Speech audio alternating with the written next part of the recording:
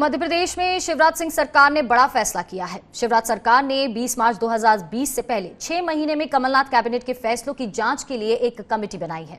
राज्य सरकार की तरफ से जारी एक आदेश में कैबिनेट कमेटी बनाने की जानकारी दी गई है। इस कैबिनेट कमेटी में 5 मंत्रियों को शामिल किया गया है और इनमें मंत्री नरोत्तम मिश्रा, जगदीश देवड़ा, बिसाहुलाल सिंह, गोविंद राजपूत और ब्रजेंद्र प्रताप सिंह के नाम शामिल हैं। खास बात यह है कि इससे पहले जांच के लिए एक गठित ग्रुप ऑफ मिनिस्टर्स की रिपोर्ट भी इसी कैबिनेट कमेटी के सामने पेश की जाएगी। मध्य प्रदेश में सरकार बदलते ही सीएम शिवराज ने फैसला लिया था कि वो कमलनाथ सरकार के आखिरी 6 महीने के फैसलों की समीक्षा करेगी और इसके लिए ग्रुप ऑफ मिनिस्टर का गठन किया गया था। जीओएम ने तब मंत्री नरोत्तम मिश्रा, तुलसी सिलावट और कमल पटेल को शामिल किया गया था, लेकिन अब सरकार ने ग्रुप ऑफ मिनिस्टर्स की जगह कैबिनेट कमेटी गठित करने का फैसला किया है। ग्रुप ऑफ मिनिस्टर्स की अब तक की रिपोर्ट भी इसी कैबिनेट कमेटी के सामने पेश की जाएगी।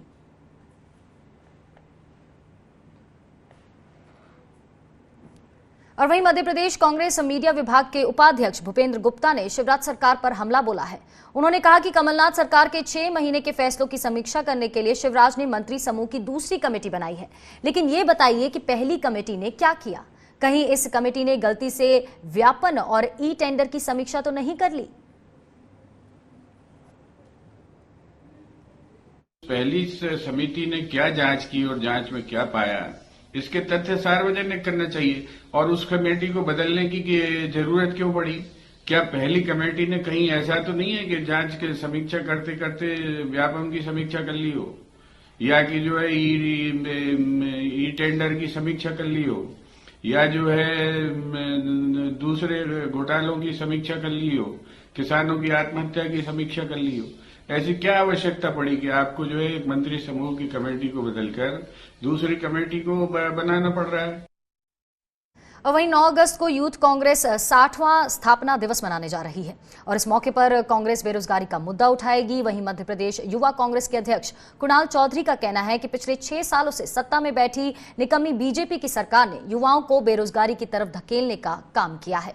बीजेपी ने युवाओं को रोजगार देने की तरफ कदम नहीं बढ़ाया, इसीलिए 9 अगस्त को युवा कांग्रेस के स्थापना दिवस पर युवा कांग्रेस रोजगार की मांग को लेकर बड़ा अभियान चलाएगी।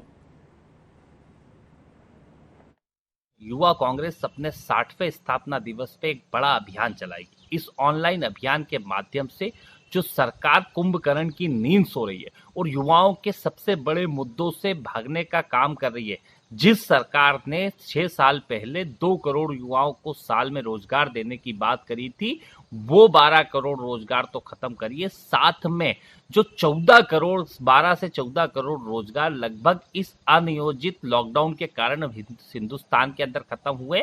युवा कांग्रेस अपने स्थापना दिवस के दिन सरकार के खिलाफ एक कैंपेन चला के रोजगार दो अभियान की शुरुआत करेगी। मध्य प्रदेश में कोरोना महामारी के दौरान गरीबों को हजारों के बिजली के बिल पहुंच रहे हैं, लेकिन शिवराज सरकार इस पर चुप्पी साधे हुए है। कांग्रेस के सीनियर लीडर दिग्विजय सिंह ने इस मुद्दे पर सीएम शिवराज सिंह चौहान पर तंज कसा है। उन्होंने ट्वीट कर एक वीडियो भी शेयर किया है जिसमें शिवराज जब विपक्ष में थे तब बिजली का बिल वापस लेने की मांग को लेकर प्रदर्शन कर रहे थे। दिग्विजय सिंह ने ट्वीट करके कहा कि जब शिवराज विपक्ष में थे, हल्ला मचा रहे थे, बिजली बिल वापस लो। अब वो सत्ता में है तो महामारी के दौरान में गरीब को 35,000 तक बिजली के बिल थमा दिए गए हैं। शिवराज पर तंज कसते हुए उन्होंने कहा कि वीडियो पोस्ट करने पर केस दर्ज तो नहीं होगा। और वहीं आशा कार्यकर्ताओं के समर्थन में भोपाल में भी विरोध दिवस मनाया गया है और इसी के साथ सरकार से मांग की गई है कि कोरोना काल में काम कर रही आशा कार्यकर्ताओं की मांगों को पूरा किया जाए। आपको बता दें, आशा कार्यकर्ताओं की मांग है कि अन्य राज्यों की तरह उनके वेतन में भी बढ़ोतरी की जाए। उनका कहना है कि राज्य सरकार उन्हें कम वेतन दे रही है, जबकि अन्य राज्यों में आशा कार्यकर्ताओं का वेतन कहीं ज्यादा है।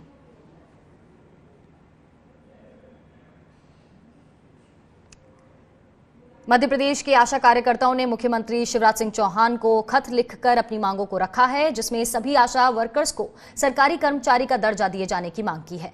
प्रोत्साहन राशि को बढ़ाकर 10,000 रुपए प्रति माह किए जाने की भी मांग की है।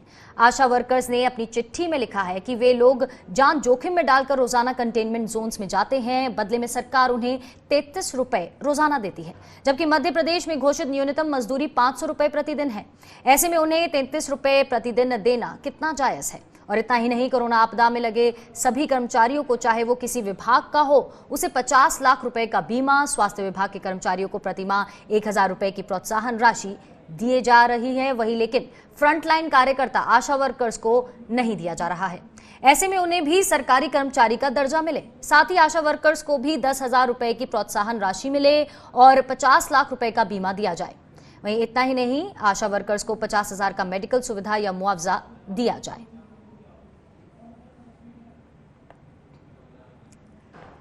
बढ़ते हैं आगे। मध्य प्रदेश के पन्ना टाइगर रिजर्व में हाल ही में एक बाघ का शव बेहद खराब हालत में मिला। ऐसा माना जा रहा है कि मौत 6-7 दिन पहले हुई होगी और अब इस मामले पर मध्य प्रदेश के खनिज मंत्री और पन्ना से विधायक बृजेंद्र प्रताप सिंह ने रिजर्व पार्क पर सवाल खड़े किए हैं। उन्होंने कहा कि जिस बाघ की मौत हुई उसके गले में रेडियो कॉलर लगा था, उसकी ट्रैकिंग हर वक्त हो रही थी। उसके बावजूद पार्क प्रबंधन को बाघ की मौत का पता 7 दिन तक क्यों नहीं चल पाया है। उन्होंने वन मंत्री से इस मामले की शिकायत करने की बात कही है।